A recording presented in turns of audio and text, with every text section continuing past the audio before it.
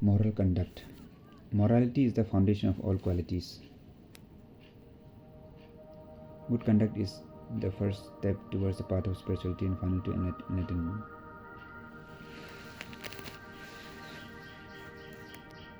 सद आचरण, अच्छी आचरण, अच्छा कंडक्ट। सद आचरण ही आपके सब गुणों का फाउंडेशन है। जब अच्छा आचरण करोगे तभी आप मोक्ष की रास्ता में चल पाओगे। The scale of morality can be divided into 3 levels: immoral, amoral, and moral. Man, being a rational creature, ought to be in the state of being moral. Animals are in a state of amorality. Therefore, to be in a state of being immoral for a man is to become inferior to the animals. If one cannot be in the level of man, should not fall below the level of animal also. One should try to be at least with the animals, i.e. to be the state of immorality. सत आचरणों का भी 3 स्तर हैं। एक जो दुर्व्यवहार, दुराचरण, और एक जो आचरण रहित है, और एक है जो कि शुद्ध आचरण। तो आदमी का सोच विचार है, एक रैशनल क्रिएचर है हम, इसीलिए हमें हमेशा एक शुद्ध आचरण लेके रहना है।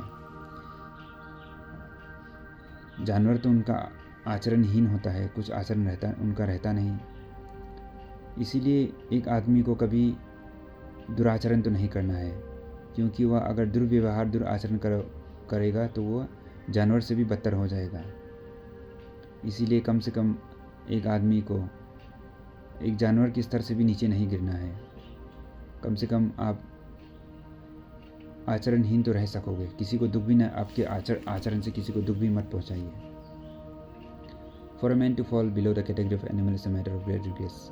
It is an insult not only to the soul but also to God, just as any member when thus nuisance, not only he but also his entire community is defamed. एक आदमी जब जानवर से भी बदतर बन जाता है तो ये बहुत दुख का बात होता है। ये केवल उनका आत्मा का बेइज्जती नहीं होता है, परंतु भगवान का भी।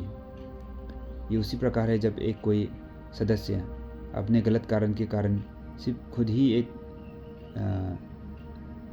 गलत काम करके खुद को ही सिर्फ लॉस नहीं कराता है, परंतु उनका पूरा जाति या खानदान या तो उनकी कम्युनिटी को ही बदनाम कराता है। इसीलिए हमें हमेशा शुद्ध आचरण फॉलो करना है।